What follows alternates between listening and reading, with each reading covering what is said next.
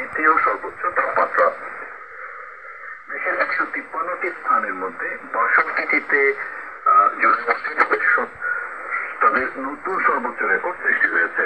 এর মধ্যে হোক্কাইডো ও ওহিও শহর অন্তর্ভুক্ত, যেখানে তাপমাত্রা স্বাভাবিকের চেয়ে 4 ডিগ্রি বেশি ছিল। অন্যদিকে কেন্দ্রীয় টোকিওতে 3 ডিগ্রি এবং নাগোয়া শহরে 2.5 ডিগ্রি বেশি তাপমাত্রা রেকর্ড করা হয়েছে। মার্কিন সেনাবাহিনী দক্ষিণ পশ্চিম জাপানের সমুদ্রে অস্ত্রের পরিবহন বিমানের মারাত্মক দুর্ঘটনার জন্য একটি গিয়ার বক্সের বিপর্যয়কর ব্যর্থতাকে দায়ী করেছে। মার্কিন বিমান বাহিনী গত নভেম্বর মাসে কাগোশিমা জেলার ইয়াকুশিমা দ্বীপের অদূরে CV-22 অস্ত্রে বিধ্বস্ত হওয়া নিয়ে তদন্তের প্রতিবেদন প্রকাশ করেছে।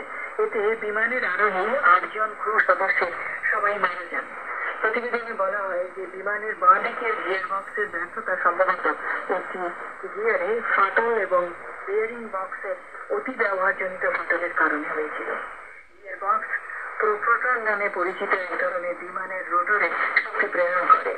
প্রতিবেদনে বলা হয় বাঁ দিকের প্রোপ্রোটরের ড্রাইভের ক্ষতি হয় যখন অকার্যকর গিয়ারের অন্তত একটি অংশ গোটা যন্ত্রের মধ্যে আটকে গিয়ে অন্য গিয়ারের দাঁতের সাথে পিষে যেতে থাকে যতক্ষণ না সবগুলো সরে যায়।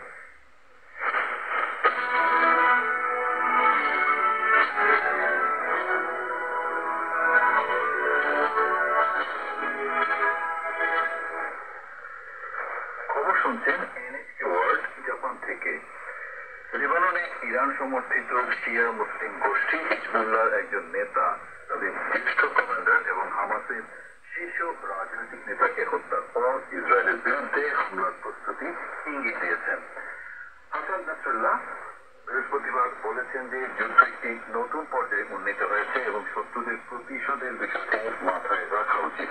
ইসরায়েলি সেনাবাহিনী মঙ্গলবার জানায় যে তারা লেবাননের রাজধানী বৈরুতে সুনির্দিষ্ট লক্ষ্যবস্তুতে বিমান হামলা চালিয়ে হিজবুল্লাহর ওই কমান্ডারকে হত্যা করেছে। অন্যদিকে গাজা ভূখণ্ডে ইসরায়েলি বাহিনীর বিরুদ্ধে লড়াইরত হামাস বুধবার জানিয়েছে যে তাদের রাজনৈতিক নেতা ইসমাইল হানিয়া তেহরান সফরকালীন ইসরায়েলি হামলা নিহত হয়েছেন।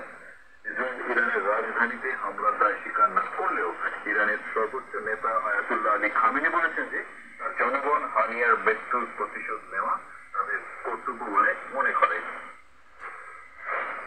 বৃহস্পতিবার বার্তা সংস্থা রয়টার্স জানিয়েছে যে ইরানের শীর্ষ কর্মকর্তারা ইসরায়েলের বিরুদ্ধে সম্ভাব্য প্রতিশোধ নিয়ে আলোচনা করতে হিজবুল্লাহ সহ তেহরানের আঞ্চলিক নেতৃত্বের প্রতিনিধিদের সাথে বৈঠক করবেন। জাপান সরকারের অনুরোধে তিমি শিকার বিরোধী গ্রুপ